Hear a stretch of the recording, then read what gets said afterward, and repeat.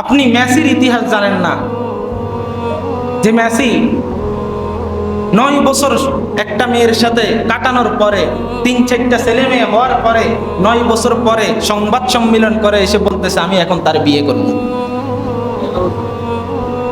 9 বছর তার সাথে ছিল, ছেলে মেয়ে হয়েছে, তারপরে 9 বছর পরে এসে সংবাদ সম্মেলন করে এসে বলতেছে আমি এখন তার বিয়ে করব।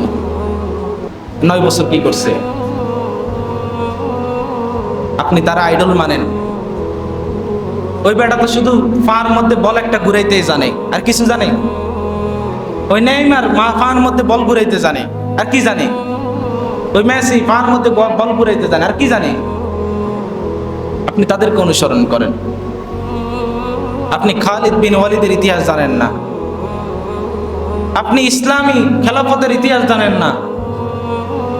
আপনার আইডল হবে তারা, আপনি এখন তাদেরকে আইডল বানাইতেছেন। এজন্য প্রিয় ভাই, যদি নিজের ভিতরে বিন্দু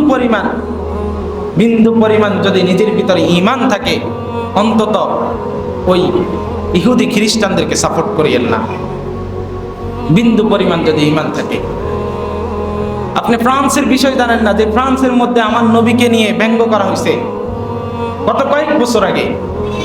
ওই ফ্রান্সের মধ্যে আমার নবীকে নিয়ে ব্যঙ্গ করা হয়েছে, আপনি এখন ফ্রান্সকে সাপোর্ট করতেছেন। কথা বলেন, কিভাবে আপনি ফ্রান্সকে সাপোর্ট করতেছেন?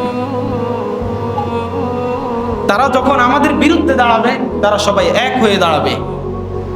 এজন্য সামান্য ফুটবল খেলার জন্য, সামান্য বিনোদনের জন্য নিজের ঈমান হারা হয়ে যায় না। এই অবস্থায় যদি আপনি মারা যান, তাহলে আপনার ঈমান থাকবে না। আল্লাহ পাক আমাদের সবাইকে এগুলোর থেকে বেঁচে চলার তৌফিক দান করুন।